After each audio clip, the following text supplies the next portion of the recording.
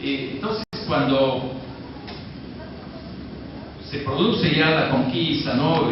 Ya los españoles han tomado el control, empieza un largo litigio, un juicio larguísimo que llegó hasta España. ¿Por qué? Porque los Chacaya, que estaban en el lugar cuando llegaron los españoles, decían: no, estas tierras son nuestras. Los Canta decían: no, esto es nuestro. Incluso los Quibe, que quedaban algunas familias en ese tiempo todavía en Quibes, también reclamaban ese derecho. Entonces se generó toda una discusión en la que van a intervenir los Coyique de la parte baja, los Canta de la parte alta, los Chaya de la zona de Santa Eulalia, cada uno obviamente con sus derechos, que ellos decían derechos que nos pertenecen porque ahí esos hijos de nuestros abuelos y de los abuelos de nuestros abuelos, etcétera, etcétera. No pudieron resolverse, fueron a España para reclamar. Y es este documento, y eso es lo que María Rostorowski decía, mire, este documento, que es un juicio sobre tierras, contiene datos importantísimos sobre la historia de todos estos pueblos que se asentaron en este valle en la época inca y obviamente el intermedio tardío. Aquí solamente estamos mostrando año de 1567, cuando ya salió desde 1555, ¿no es cierto?, cuando empezó el juicio. Entonces, María Rostorowski concede gran importancia, y aquí es importante, vale la pena añadir algunos comentarios cuando ella decía que, mira, lo que dicen las crónicas es una cosa, y eso hay que tomarlo con cuidado. Concede gran importancia a Justicia 413, que ella difiere y enriquece las noticias contenidas en las crónicas y relaciones.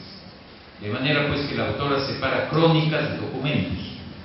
Ahora, las crónicas se escriben, las primeras se escriben por la necesidad de probar los derechos de la corona española en tierras americanas, y a la vez señalar en ellas la usurpación y la carencia de derechos de los incas en la conquista de sus estados, ¿no?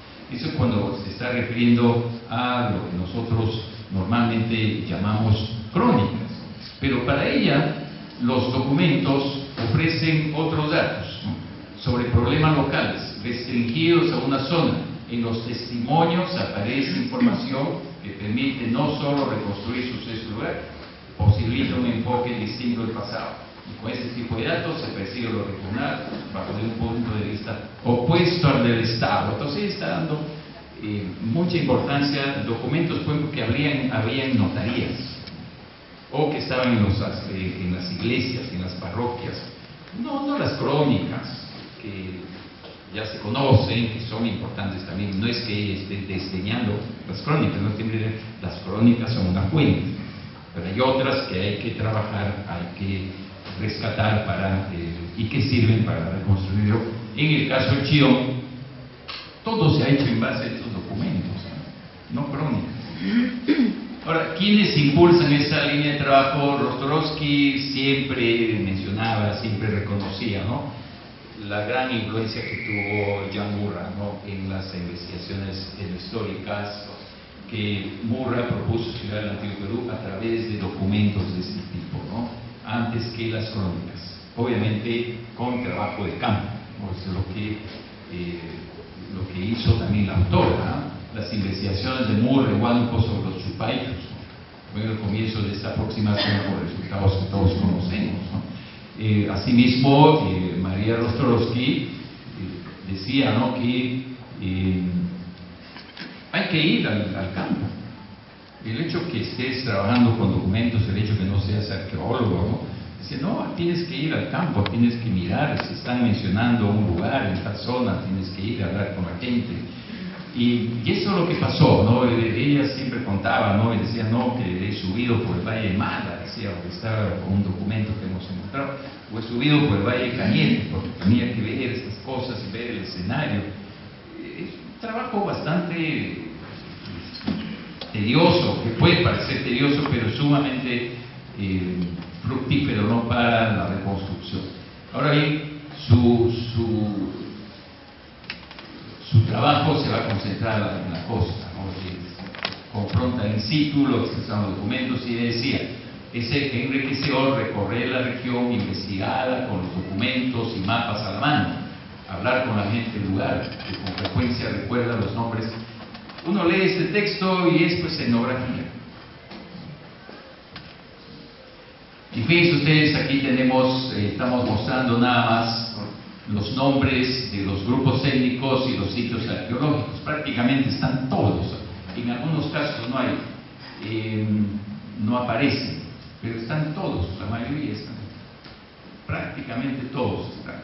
Son los nombres de los grupos étnicos que aparecen en el documento y las ruinas. Los que han estado en el Chillón, ustedes han estado en el Chillón, ¿no? Ya han visto, estos sitios están mencionados en este documento. Es un documento de un juicio sobre tierras, sobre los cocales de Quilmes. Bien, entonces, según Joyce Marcus, Rostorowski es la historiadora de la Yuma. Ella se ubica en este grupo, ¿no? Su trabajo se dedicó, ¿no?, a sociedades costeñas, tanto en la costa central, ¿no?, como en la costa norte, ¿no? Recordemos su libro del año 53, ¿no?, Curacas y sucesiones. Siempre ha estado trabajando en la costa. Accedemos a datos sobre alianzas, relaciones de reciprocidad, intercambio entre grupos serranos y yungas. En el caso de los guarabí, con los cantas, quienes intercambiaron coca por llamas y papas, ¿no? Aquí es bien interesante, ¿no? Porque esto nos lleva a las ideas de Murra, ¿no? El intercambio y la reciprocidad, ¿no?, que es muy común en épocas prehispánicas, ¿no? Ahora, la importancia de los documentos, en este caso Justicia 413, sirvió para su investigación en el Valle del Chillón. O sea, no son las crónicas, no se han escrito, ¿no?, sino esto es básicamente este documento que nos permite aproximarnos a la realidad del intermedio tardío y la época inca en el Valle, tanto en la parte alta como en la parte baja.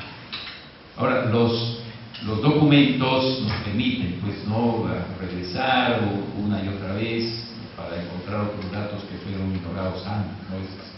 Uno puede, el manuscrito que está publicado, lo podemos leer y releer, quizás tener otras lecturas también, tener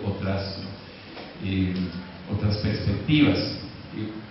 En el documento de Justicia 413, alguien que tiene interés en cosas de la Capacocha, fuera, en zonas alejadas de Cusco, ¿no?, en las, llamen ustedes periferias, ¿no?, o en el Chincha y Soyo, ahí hay una información sumamente importante, ¿no?, sumamente interesante sobre la Capacocha, ¿no? Y en el caso del Chillón, ahí se está hablando de dos Capacochas, dos formas, dos momentos, ¿no? Cómo es que se están produciendo diversos rituales y diversas actividades que tienen que ver, ¿no?, con la presencia simbólica del Inca en todos esos lejanos territorios del Cusco, ¿no?, en la que a través de estos rituales, ¿no?, está estableciendo su presencia y su poder, ¿no?, en todo lo que son las provincias del Imperio Inca, ¿no?, sobre todo en Canta, ¿no? Asimismo, en ese documento, y María Rostorowski identifica también datos que le permite hablar, ¿no?, de organización política. Es decir, ella está hablando de dos macroetnías, ¿no?, grandes. En la costa central, la macroetnia Ichma, ¿no?, que ella dice valles bajos del Urín y el Rin, y que los incas obviamente le van a cambiar el nombre, ¿no?, le ponen Pachacán, ¿no? Y la otra gran macroetnia son los yauyos en el Alto Cañete y Maya, ¿no?, hasta límites con Canta en el Alto Chillón. Ahora, dentro de estas macroetnias, obviamente, tenemos una cantidad de grupos, ¿no?, en el Valle del Chillón, por ejemplo, es increíble, ¿no?, como las parcialidades que había a ambos lados del valle, ¿no?, pequeñas aldeas, comunidades pequeñas, han sido pues a ellos, ¿no? Y que todos estaban en contexto. Y por otro lado también en el documento Justicia 413 hay referencia a los lienzos, a maquetas. Esto era muy común, seguramente ustedes que se han estado visitando los trabajos que se hacen en Huaca de la Luna, Santiago Uceda, ha encontrado maquetas. Entonces, esto de las maquetas como al parecer un sistema simbólico de comunicación, ¿no? Una manera de establecer parámetros, ¿no? Digamos, cómo vamos a construir, cómo vamos a hacer la sequía. Es bien sabido, ¿no?, que los incas mandaban construir maquetas, ¿no?, de, digamos, la ciudad que quieren construir en tal lugar, primero hacían su maqueta. Y es aquí en el Valle del Chillón se está encontrando información en este documento sobre cuando los litigantes empiezan a reclamar sus derechos sobre las tierras de Quibis, cada uno venía con lienzos y con maquetas para demostrar este punto, este cerro, este riachuelo, todo esto es nuestro. Es a través de esa documentación que ellos estaban defendiendo sus derechos a estas tierras, ¿no? Entonces el uso de maquetas y lienzos,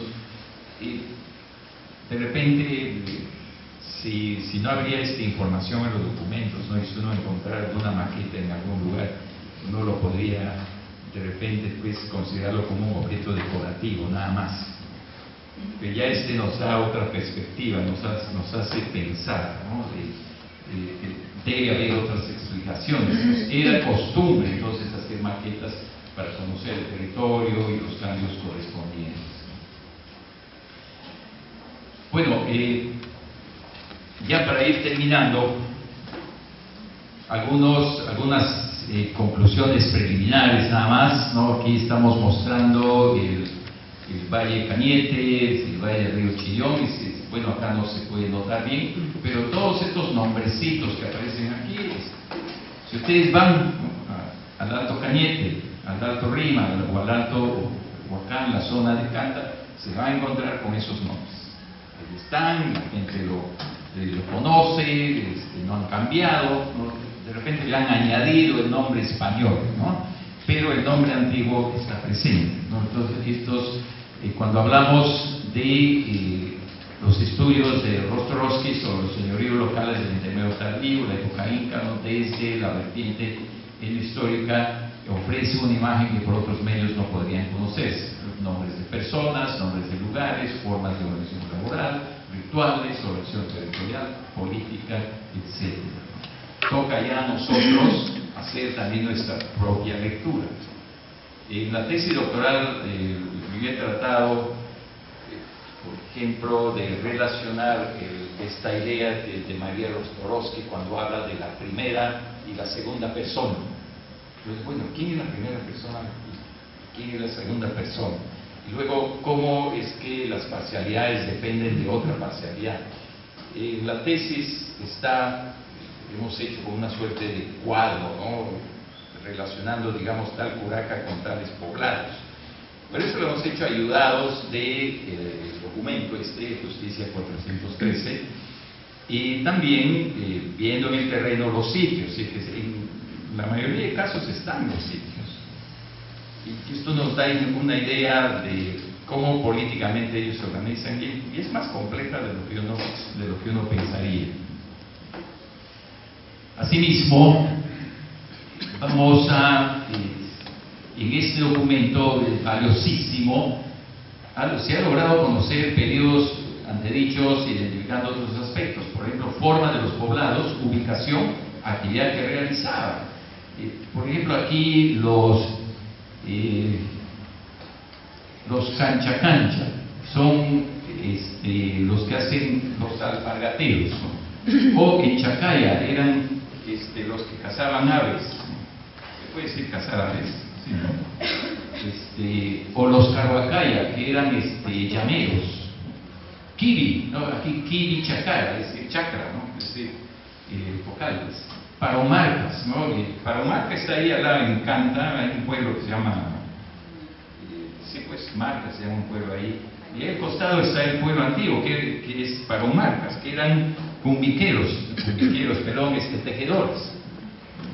Y así, entonces todos estos, cuando hicimos la investigación en el Valle, hemos encontrado prácticamente la mayoría. Algunos ya no, han desaparecido, por más que se preguntó a la población, dijeron no conozco, pero otros sí. Entonces, muy importante el documento porque nos está hablando también de la organización del trabajo. Claro, esto cuando los incas vienen y reorganizan todo, ¿no es cierto? Entonces dice, bueno, acá van a estar los alpargateros, acá los tejedores, acá los que capturan aves, etcétera, etcétera. Los pueblos, un pueblo acá y otro pueblo allá, etcétera, etcétera. Entonces, como sucede en otros valles, en Chillón, los nombres que aparecen en Justicia 413 aún se mantienen, ¿no? Incluyendo los nombres de los pueblos antiguos. Y gracias, ¿no?, a la interrelación de la historia y la arqueología se ha logrado reconstruir la historia completa. Bueno, cuando decimos completa hay que verlo siempre en quotation marks, ¿no? Perdón, en comillas, ¿no? Completa en comillas el Chillón y los valles aledaños, que comprendió un mosaico de pueblos interrelacionados, ¿no? Los sitios están ahí, algunos son pequeños, otros grandes con curaco, señor local, llamado señorío. No hubo un Estado centralizado, por más que hemos visto, la idea de Estado, bueno, la introducen los incas, ¿cierto? Hasta cuando lo conquistan por esta década, ¿no? Estamos hablando de 1460. Tuvieron poco tiempo en el valle. Bueno, gracias, espero no haberme excedido demasiado porque me he excedido en el tiempo.